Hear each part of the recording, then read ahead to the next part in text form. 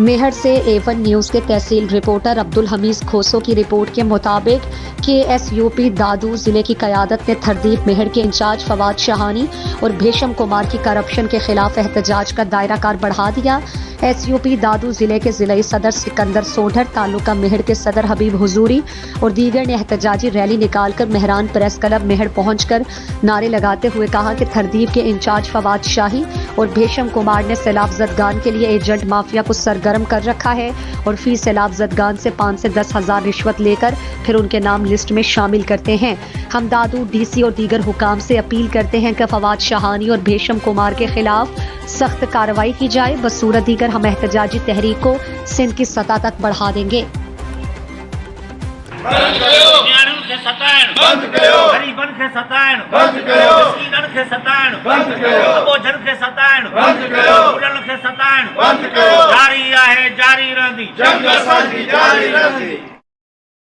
हिते असां वटि मेहरान प्रेस क्लब पे मौजूदु आहिनि SUP वारा, जिन जी हीअ मुसलसल एहतजाज जी तहरीक जारी आहे।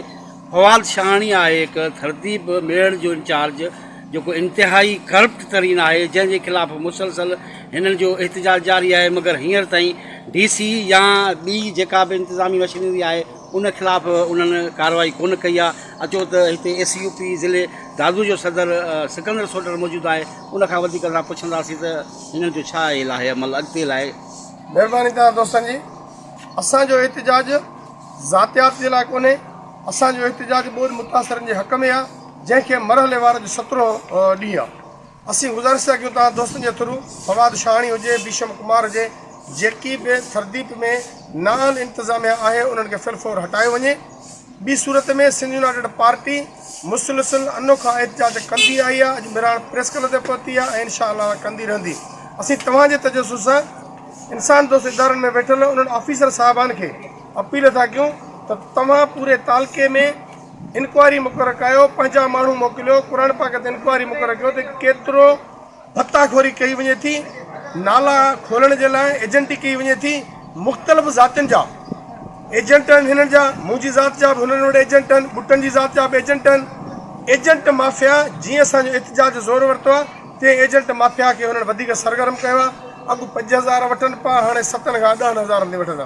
तव्हां सां बि दोस्तनि खे अपील था कयूं, तव्हां इंक्वायरी कयो, जेका हक़ीक़त हुजे हक़ीक़त खे साम्हूं आणियो। हू माण्हुनि खे चवनि था त असांखे पार्टियूं जेके आहिनि से ब्लैकमेल थियूं कनि।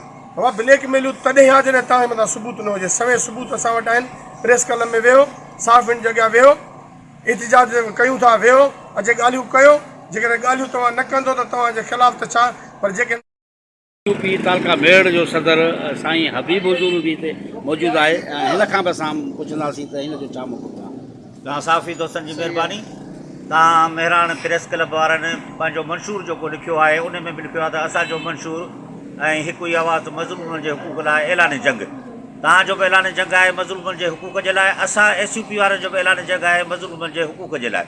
हिते मज़लूम जेको आहे सो रोज़ानो पीड़िजे पियो ऐं उनजी ॿिन्ही हथनि सां फुलट कई पई वञे।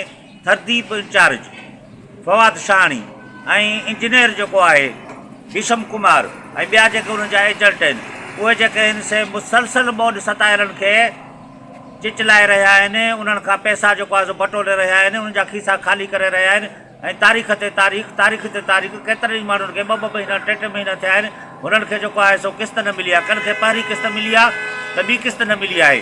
असां मुसलसल एहतजाज में आहियूं। असांजो चवणु इहो आहे त हीअ जेके माण्हू कतारुनि में बीठा आहिनि, रोज़ानो अचनि था, रोज़ानो मोटी था, जिन माण्हुनि जूं दुश्मनियूं पिया आहिनि, केतिरनि माण्हुनि असांखे चओ असांजी दुश्मनियूं, असीं लाचार ख़ुदा अचूं पिया, पर रोज़ानो मोटी था वञूं पिया। तंहिंजे करे असांजो एहतजाज इहो आहे त पैसनि जी कटौती बंदि कई वञे, एजेंट माफ़िया जी मार्फत जेको आहे पैसा ॾियणु बंदि कया वञनि ऐं तव्हांखे जेका पुठि भराई आहे मथां तव्हां सम्झो त असांखे APMN जी या ॿियनि जी का पुठि भराई आहे ऐं असां बची वेंदासीं। SUP मज़लूमनि सां गॾु बीठी आहे ऐं बीठी रहंदी।